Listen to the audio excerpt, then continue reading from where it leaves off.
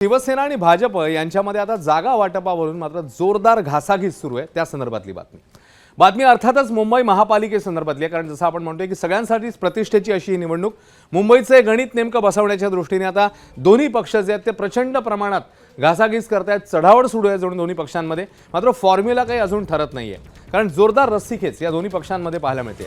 150 जागी मतैक्य झालं असलं तरी अजूनही अशा काही जागा आहेत की जिकडे एकमत झालेलं नाहीये। त्यामुळे येणाऱ्या काळामध्ये कशा प्रकारे आता हा फॉर्म्युला समोर येतोय पाहणं महत्त्वाचं असेल। तर आपण आता बघणार आहोत की गेल्या 2 महापालिका निवडणुकांमध्ये मुंबई महापालिकेचं चित्र नेमकं काय होतं, कुणी किती जागा जिंकल्या होत्या बघूया।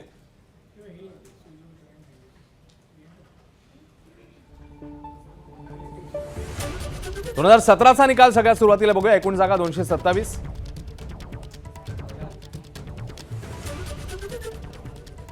शिवसेना 84, भाजप 82, अवघ्या 2 जागांचं अंतर होतं। काँग्रेस 31, राष्ट्रवादी 9, मनसे 7, सपा 6, इतर 3, अपक्ष 5, एकूण जागा 227।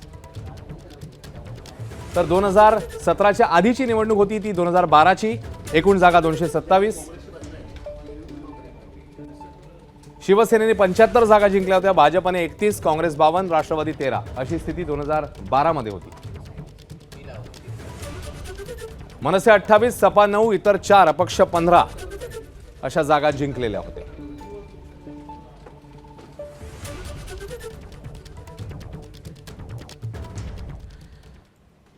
तर सेना भाजपमध्ये आता म्हणजे 2000 येणारी जी निवडणूक आहे 26ची किंवा 25च्या एंडला आता आपण सगळे आहोत, 25चा अखेर आहे आणि 26ला आता सुरुवात होईल।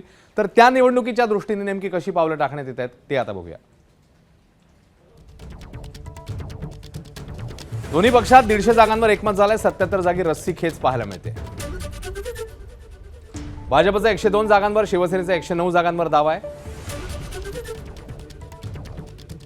भाजपचा 2017ला जिंकलेल्या सर्व 82 जागी दावा पाहायला मिळतोय। भाजप आग्रही आहे की त्या सगळ्या जागा आपल्यालाच मिळायला हव्यात। तर भाजपचा 2017ला दुसऱ्या क्रमांकावर राहिलेल्या जागांवरही दावा पाहायला मिळतो। शिवसेनेकडे 109 जागी दावा करण्यात आला। जिंकलेल्या 84 जागा त्यांना जशाच्या तशा हव्या आहेत।